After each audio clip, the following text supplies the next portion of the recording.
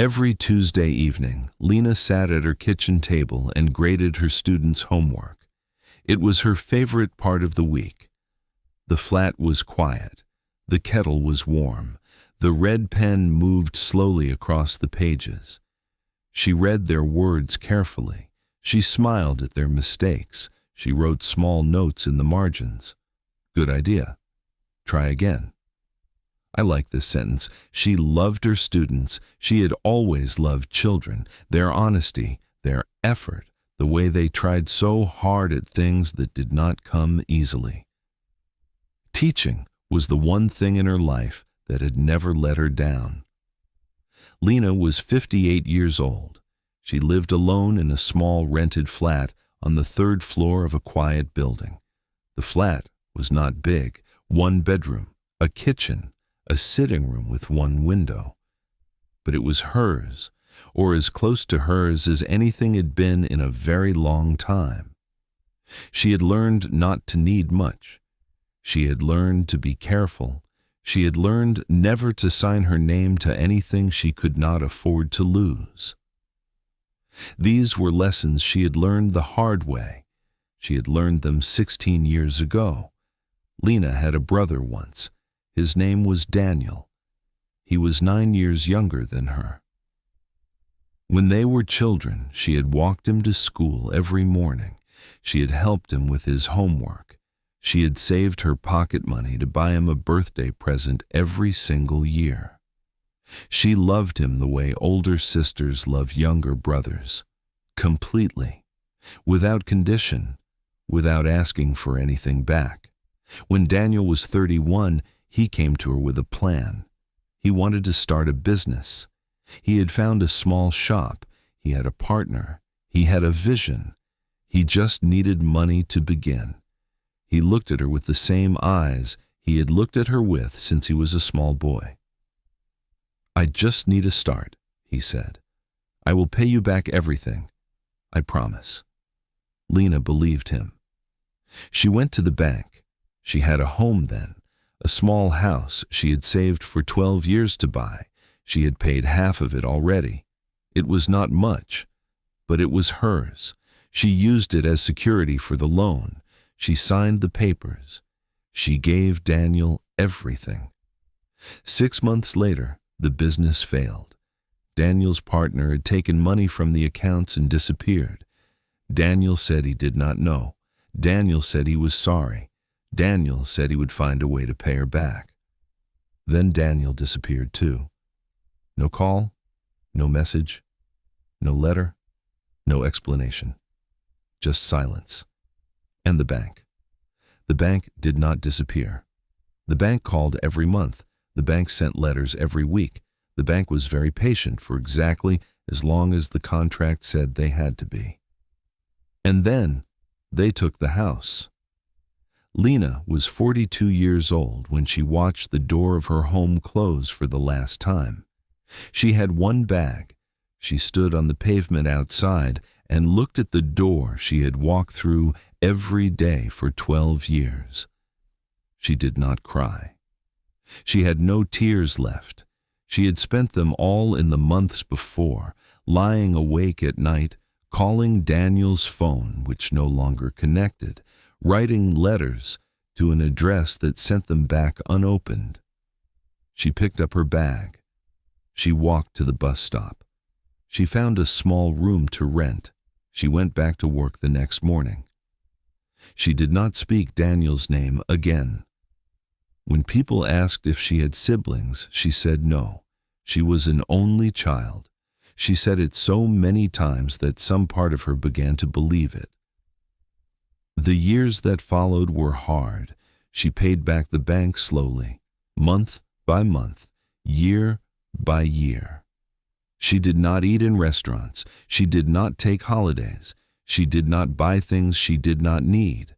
She worked, she saved, she paid.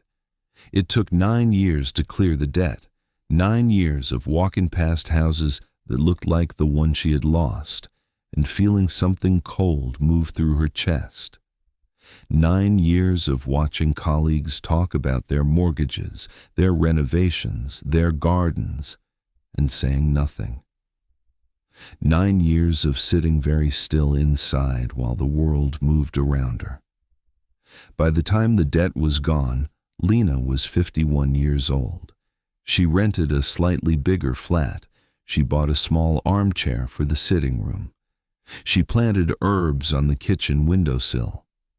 She built a small life, carefully, quietly, without anyone's help. And she never mentioned Daniel, not once, not to anyone. That was 7 more years ago. Now she was 58, and it was Tuesday evening, and the kettle was warm, and the red pen moved slowly across the pages. She picked up the next essay, a boy named Omar, 9 years old.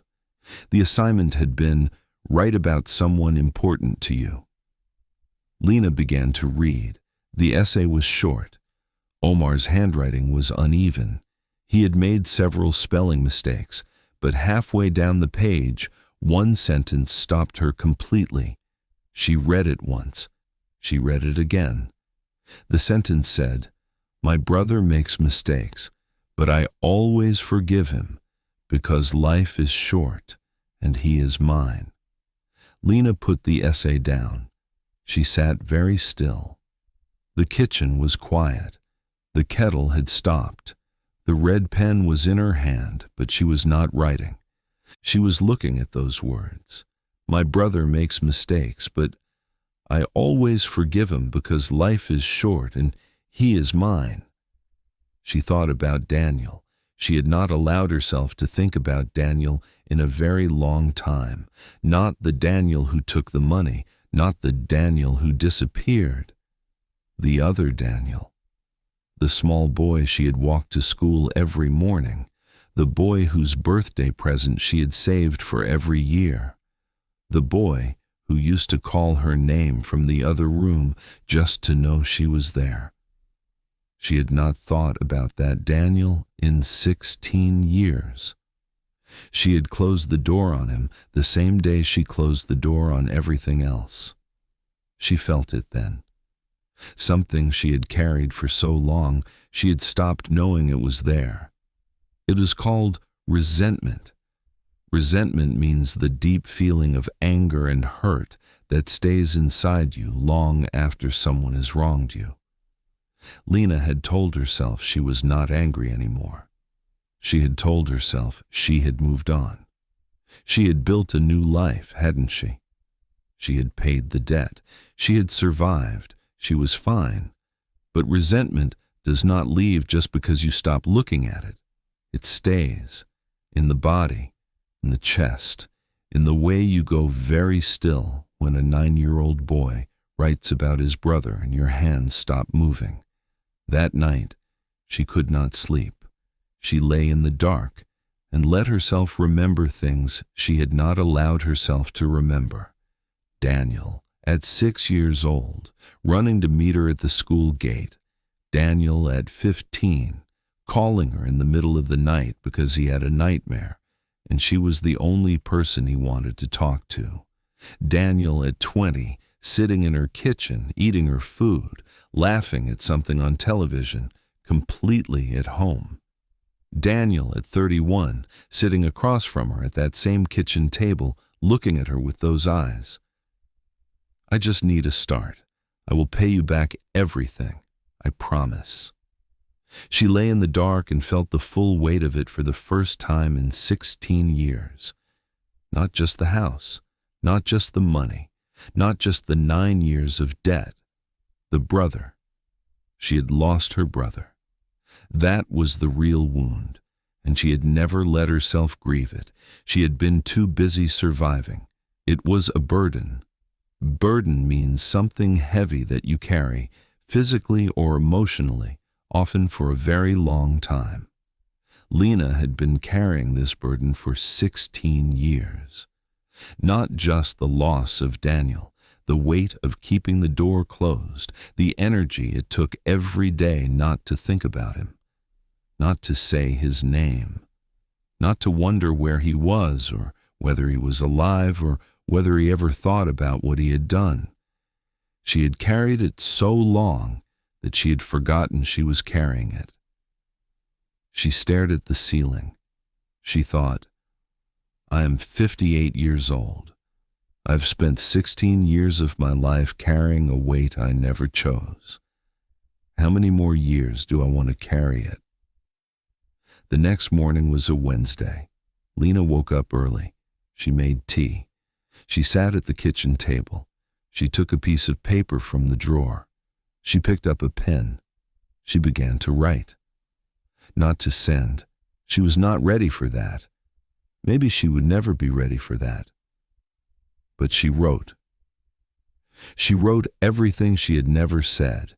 She wrote about the house, the bag she packed, the door she closed for the last time, the 9 years of debt, the restaurants she did not go to, the holidays she did not take, the things she did not buy.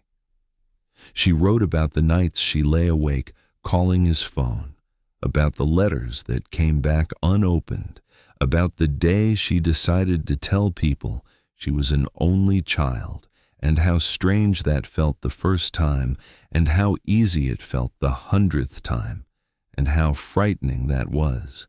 She wrote about the small boy who ran to meet her at the school gate, about the teenager who called in the middle of the night, about the young man eating in her kitchen, completely at home.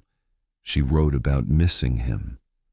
She had not said that word in 16 years. She had not allowed it near her. But she wrote it now. I miss you. Not the man who took everything, the boy who was mine. She wrote for a long time. When she finished, she sat back. She looked at the pages, and she understood something she had not understood before. She was not writing to forgive Daniel. She was writing to forgive herself for closing the door, for pretending she had no brother, for spending 16 years making herself smaller and harder and more careful so that nothing could ever hurt her like that again. Forgive means to choose to release the anger and hurt you hold toward someone who wronged you. But sometimes the person you most need to forgive is yourself. For surviving in the only way you knew how, for closing the door because you had to, for carrying the weight because there was no one else to carry it. Lena looked at the pages. She folded them carefully. She went outside. It was early morning. The street was quiet. The air was cold. She walked to the small courtyard behind her building. She put the folded pages in the metal bin that the residents used for garden waste. She lit a match. She watched the pages catch. She watched the fire move slowly across her words. She watched everything she had written turn to smoke and rise. She stood very still and watched it go. And then something happened that she had not expected. She felt lighter, not happy, not healed, not finished, just lighter. Like she had put down a bag she had been carrying for so long she had forgotten it was on her shoulder. She stood in the cold morning air and breathed, one breath, then another. She did not call Daniel. She was not ready for that. Maybe she never would be. She did not know. But something had changed. The door inside her was no longer closed and locked. It was just quiet, and quiet was enough for now. The following Tuesday she sat at her kitchen table. The kettle was warm. The red pen was in her hand. The essays were spread across the table. She picked up Omar's essay. She read the sentence again. My brother makes mistakes, but I always forgive him because life is short and he is mine. She picked up her red pen. In the margin she wrote, Beautiful sentence, Omar. This is wisdom. She put it down. She picked up the next essay, and she felt, for the first time in a very long time, the full quiet of an ordinary Tuesday evening. Nothing heavy, nothing closed, just the kettle, just the pen, just the work she loved. She thought about what she had learned, not from a book, not from a teacher, from 16 years, from a piece of paper she burned in a courtyard on a cold Wednesday morning. Letting go is not for them. It is for you. Weeks passed. Lena began to heal.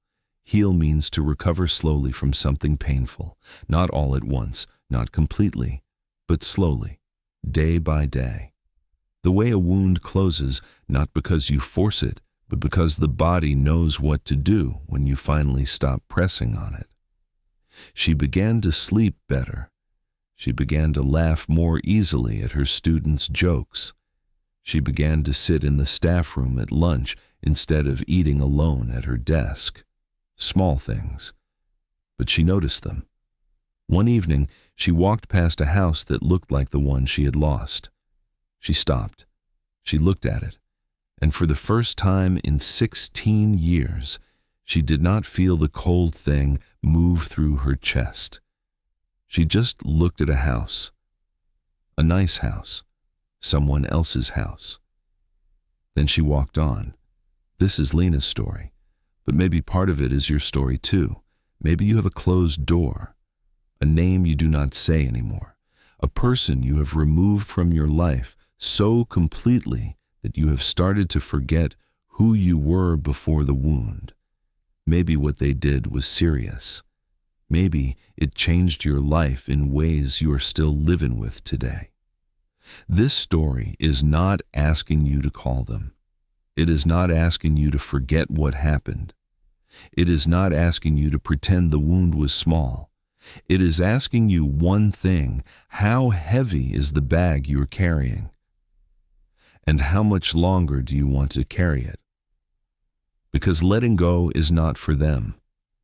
It does not free them from what they did. It does not erase the years. It does not give you back what you lost. Letting go is a release. Release means choosing to put down something you have been holding so that your hands are free again. Letting go is not for them. It is for you. So you can breathe again. So you can sleep again. So you can walk past a house and just see a house. You have carried it long enough. If this story helped your English today, subscribe to Apex Fluency. Every story on this channel is written to help you grow your English and your life at the same time. Now I want to hear from you.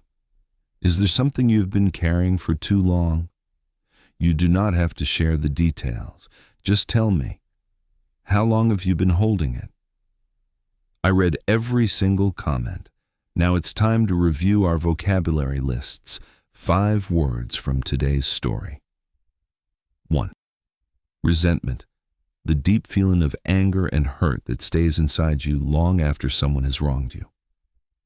Lena carried resentment for 16 years without knowing it was still there. 2. Burden. Something heavy that you carry, physically or emotionally, often for a very long time. The debt was a burden, but the closed door was a heavier one. 3. Forgive. To choose to release the anger and hurt you hold towards someone who wronged you. Lena did not forgive Daniel for his sake. She forgave because she was tired of carrying the weight. 4. Heal. To recover slowly from something painful, not all at once, not completely, but day by day, the way a wound closes on its own.